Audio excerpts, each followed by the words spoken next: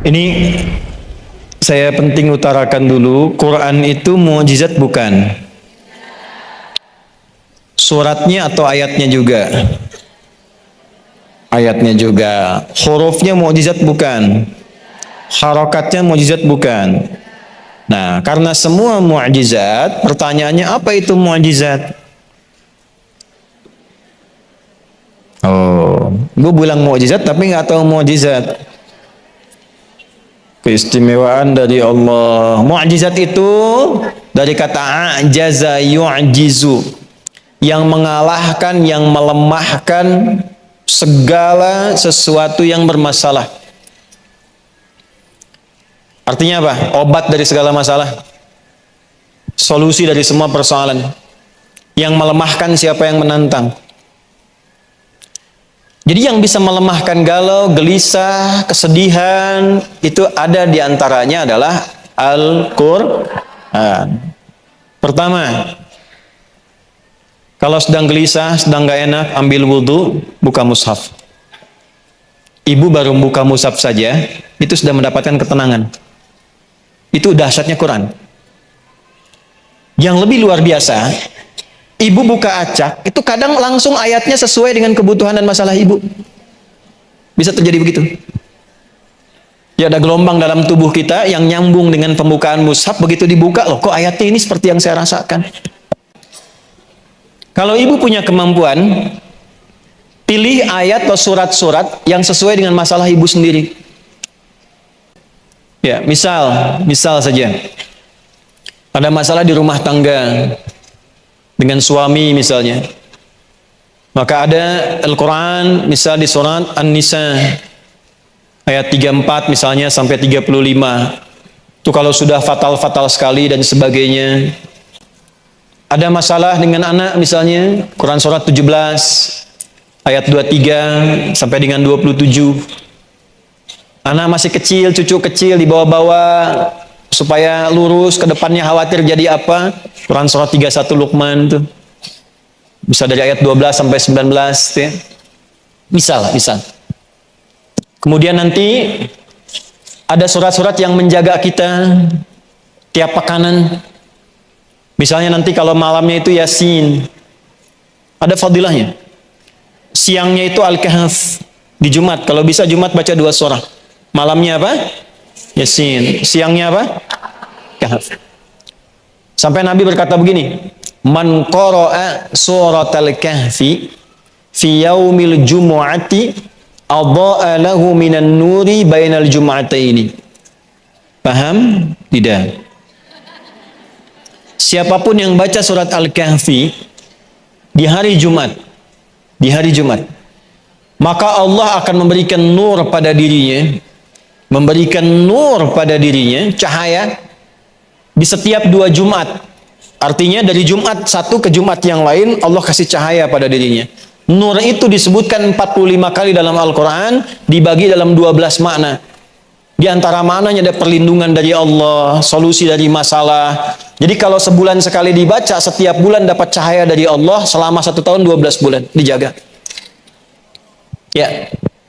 Jadi kalau nanti di surat Yasin ada penjagaan pada jiwa, di surat Al-Kahf penjagaan kepada raga. Jelas? Kalau sedang sedih di rumah tangga, masalah banyak dan sebagainya, surat Yusuf misalnya. Yusuf. Ya, ada orang-orang yang pakar, para ulama di bidang ahli Al-Quran, mengeluarkan keutamaan surat dan ayat-ayat Al-Quran. Semuanya punya topiknya masing-masing. Semua ayat Quran itu mukjizat. Kalau ibu ingin penjagaan dalam hidup sampai meninggal di alam kubur, khawatir nanti kalau meninggal bagaimana? Baca surat Al-Mulk. Jelas? Ada nggak ustadz yang pendek-pendek dikit? Kalau sedang gelisah umum, gelisah, nggak enak, nggak tenang. Menemukan tetangga masa gitu, kan? Teman-teman nggak enak dan sebagainya. Ada 2 surat langsung, surah 93 dan 94. Ad-Duha dan Al-Insyirah. Upayakan ibu baca dalam sholat. Misalnya subuh, rakaat pertama Ad-Duha, kedua Al-In. Itu satu paket ya bu. 2 surat itu berpasangan, turunnya bersamaan. Tuh. Malam mau tidur, keganggu, gelisah. Oke lah. Lihat anak gelisah, ibu mimpi nggak enak, ya kan? Bangun gelisah nggak bisa tidur, baca 3 surat dan plus 1 ayat. 3 suratnya membuat kita akan lebih merasa nyaman, lebih dingin, lebih adem, lebih cool. Maka 3 cool. Qul huwallahu ahad. Qul a'udzu birabbil. Qul a'udzu birabbin. Nah, 3 surat ini membuat diri kita lebih cool, terlindungi. Disebut dengan muawwadzatis salat. 3 surat minta perlindungan dari kegalauan akibat gangguan-gangguan syaitan. Jadi ada nanti dari 7 itu, selain makna tawakal kepada Allah, makna khauf juga, memang satu andalannya setan, senjata andalan setan untuk membuat manusia frustasi sampai mengakhiri hidup. Ditemukan di mana itu? Ali Imran, pindah. Surah keberapa? Ketiga. Ayat berapa? 175. Innama dzalikumus syaitanu yukhawwifu awliya'ah. Quran surah ketiga ayat 175. Ada?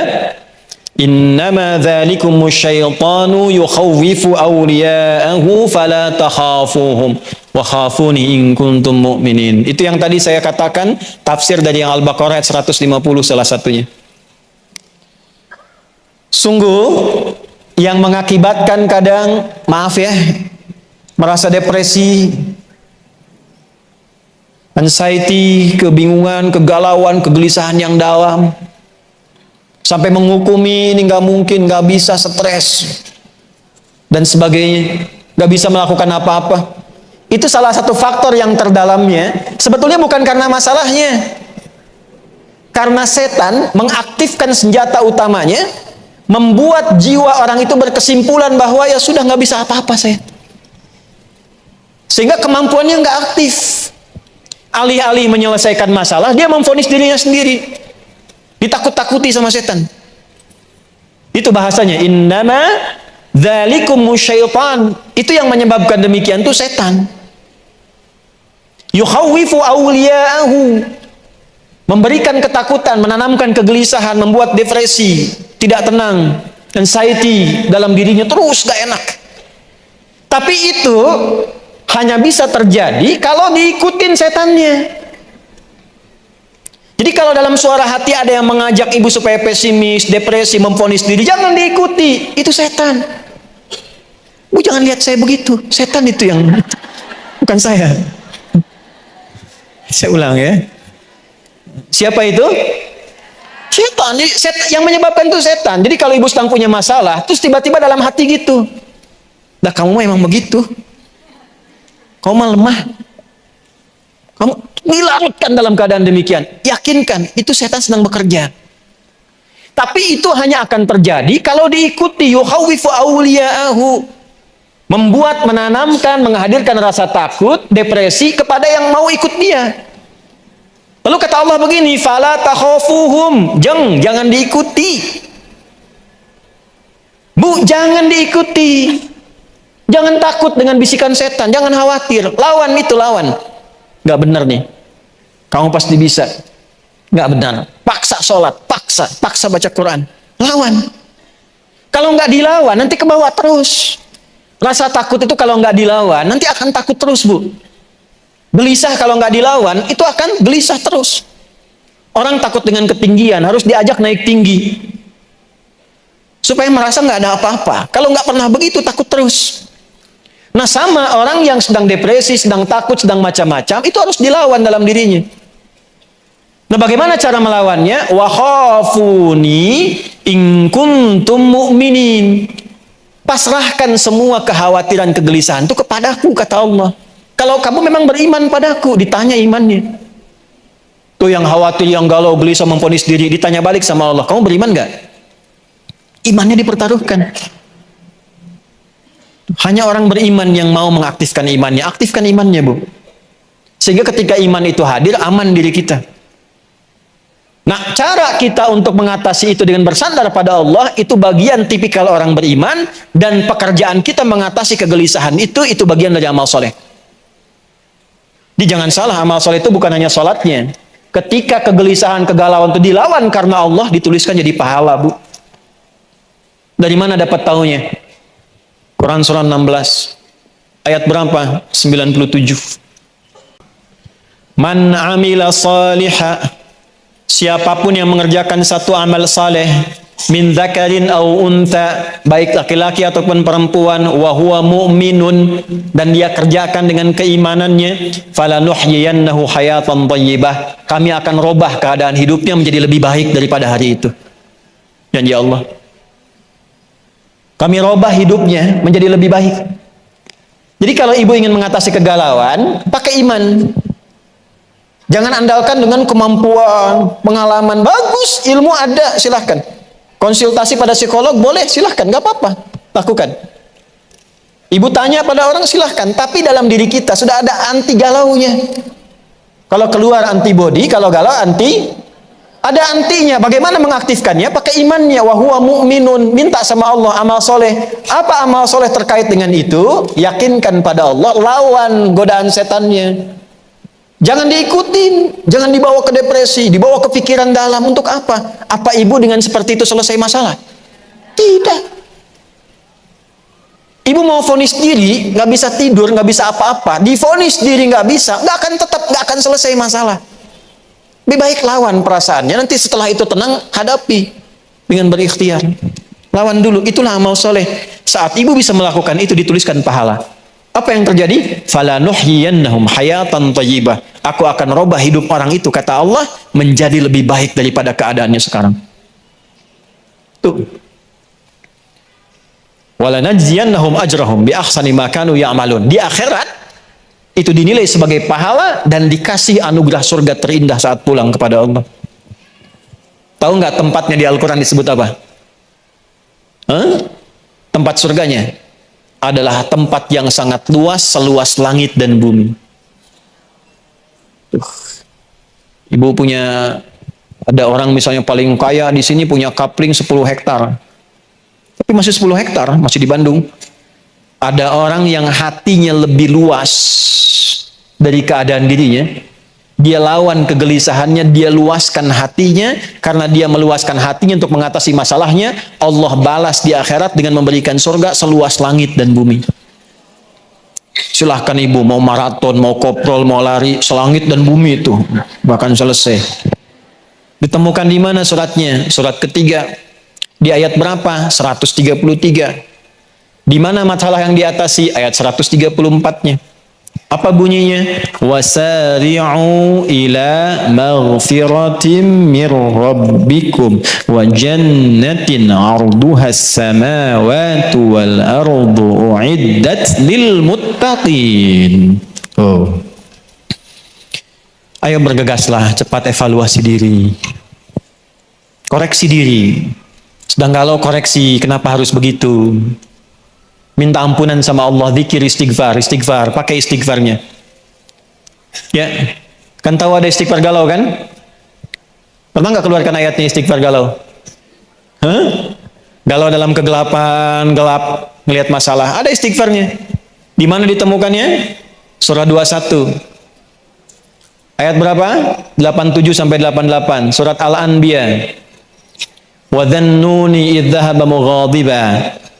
Wa dhanna an lan naqdira alaihi fanada fi dhulumati. Ini istighfarnya. Alla ilaha illa anta subhanaka inni kuntu minadh. Tuh, itu udah tahu. Tuh, karena selama ini banyak menghafal, jarang dipraktekan. Sampai situ ayatnya nggak dituntaskan. Coba lihat ayat seterusnya apa? Coba lihat ayat seterusnya apa? Fastajabna lahu. Langsung kami jawab. Kalau zikirnya benar, istighfarnya benar, dijawab. Kemudian, wa kashafna ma bihi min gham. Wa kadzalika nunjil mu'minin. Perhatikan, lalu kami bukakan gham. Apa itu gham? Gham itu asalnya awan gelap yang menutupi seakan-akan gelap karena masalahnya itu sulit. Kenapa dibuat gham? Padahal Nabi Yunus ini terperangkap dalam ikan besar kan? Ya kan? di dalam ikan kan? Tapi jawabannya kami bebaskan dari kegelapan yang menyelimuti. Artinya apa? Ada orang nanti di masa depan, alhamdulillah. Ada orang di masa depan tidak harus masuk ke dalam perut ikan, tapi punya masalah yang membuat dirinya gelap, seakan-akan mau jalan susah, pikiran susah, saking gelapnya sulit melangkah. Pakai zikir itu, rasakan suasananya, maka Allah katakan, wa kadzalika nunjil mu'minin. Jangankan Yunus, kalau ada manusia di depan memiliki persoalan yang sama, walaupun tidak masuk ke dalam perut ikan, punya masalah yang membuat dia gelap, kami selamatkan orang beriman ini seperti kami selamatkan Yunus. Tapi mukminin harus pakai iman. Jelas? Nah, ngaji begitu. Ayatnya keluarkan. Suratnya, baca itu. Zikirnya. Itu algoritmanya namanya. Nah, nanti Quran tadi simpan di tempat-tempat yang baik. Simpan. Mau tidur, kalau tidur bisa lihat mushaf, di tembok disimpan, dikasih raknya dikit, simpan di tempat-tempat yang baik. Apa fungsinya? Kalau ibu minimal sedang gelisah, tiap hari lihat Quran, itu ke hati itu ada ketenangan. Yang kedua, ini dahsyat ini. Biasakan murattal hidup di rumah. Beda. Ruangan yang diisi Quran dengan yang nggak ada Qurannya itu beda. Lain. Bu, kalau nggak percaya, dicoba ya. Saya cerita karena coba di rumah.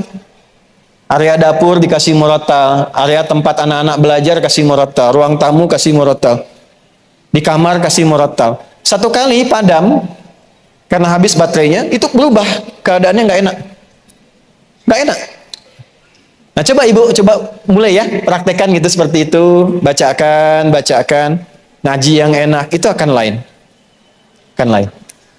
Dan yang terakhir, kalau ingin lebih enak lagi, satu lagi tadi, upayakan jadi ahli Al-Quran, atau siapkan satu dari anggota keluarga jadi ahli Al-Quran itu tidak harus hafal 30 juz.